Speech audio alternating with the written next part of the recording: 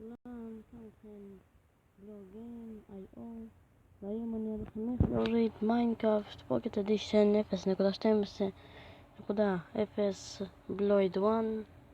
אז יהיה קישור בדסקריפשן לאתר הזה, להורדה.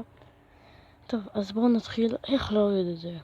דבר ראשון, לוחצים על הירוק, דאונלוד, להוריד 12.35 מגה-בייט. לוחצים קישור ומוריד. חכה שזה יורד.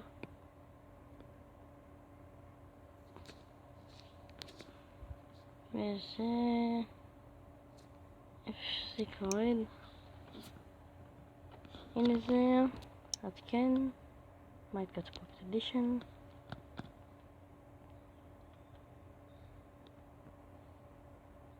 ופתח. אני רק מוכיח לכם שזה באמת עובד.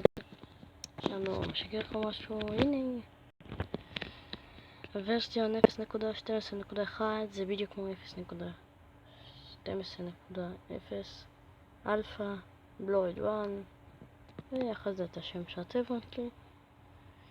טוב, אז אני אוסף לנו פה. לא, הראיתי לכם מה התבסף בסרטון הקודם, אז עכשיו אני אראה לכם רק בכלל פה את כל אז אם אתם רוצים לשים סרבר משלכם, תקיעו לבד, אז זה פה, את השם שאתם רוצים.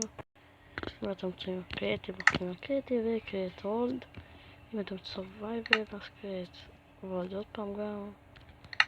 ובשביל לשים את הסרבר אונליין שאתם רוצים, אז פה את ה-IP אדרס, פה את הפורט, ופה את השם שאתם רוצים, ואחרי זה edit server. אז תודה שצפיתם כאן, אל תשכחו שכאן היה בלוג גיים IO, אל תשכחו לעשות סאסקרייב ולייק לסרטון. להתראות.